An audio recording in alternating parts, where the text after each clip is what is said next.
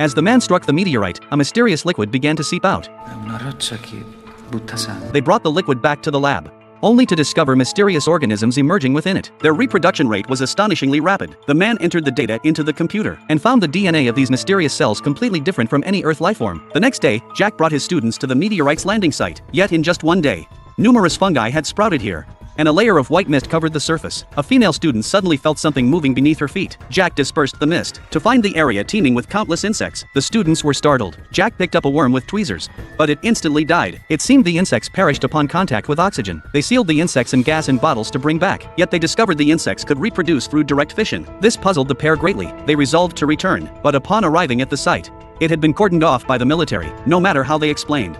The guards refused passage. They had no choice but to don military uniforms, cut through the protective netting. Sneaking in under cover of darkness, they infiltrated the research base, donned protective suits once more, and descended into the meteor crater again. The scene that greeted them was even more astonishing. Not only had diverse insects emerged, but a complete ecosystem had evolved. Jack spotted a multi-legged insect with two heads, one front, one back. Before he could study it, he was swallowed whole by a tree. Jack wanted to capture an insect for later, but as Morrow crouched down, the creature retreated slightly. Suddenly, a massive claw emerged. Both men jumped in fright, only to realize it belonged to a colossal spider. Their every movement in the cave were all exposed on surveillance. Just as Morrow was tapping the meteorite, military personnel arrived. Amidst the ensuing dispute, a mosquito zeroed in on them. It sliced through Morrow's clothing and burrowed into his protective suit, instantly triggering unbearable itching. Before he could comprehend what was happening, the mosquito flew right before his eyes. Seeing him in danger, Jack urgently twisted open the air valve, intending to kill the mosquito with the suit's oxygen. Unexpectedly, with nowhere to hide, the mosquito burrowed into Morrow's underwear. He was rushed to the hospital, only to discover the mosquito had entered his body. The only solution was immediate amputation. Unexpectedly, the mosquito seemed to understand the conversation. It abruptly changed course.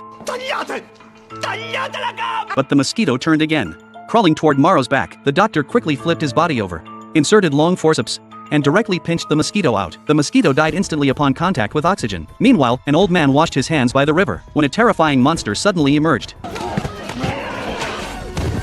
The two returned to the lab, to find Nick waiting at the door, holding a bag containing the monster's corpse. Its head resembled a Tyrannosaurus Rex. È andato a morire. È tipo morto soffocato. They instantly realized the alien creature might have left the meteorite base. Sure enough, not long after, residents spotted swarms of insects. Just as they puzzled over this, another monster emerged from the room. Seeing its adorably dazed expression, the woman extended her hand in friendship, only to be bitten by it. Panic seized the group. They immediately called the police. One woman grabbed her pistol, intending to shoot the creature dead, but just as she approached, the monster ceased breathing. Jack and his colleagues arrived to investigate. Following the insect carcasses, they discovered a fissure. A quanto pare è uscito dal terreno qui, in questo punto.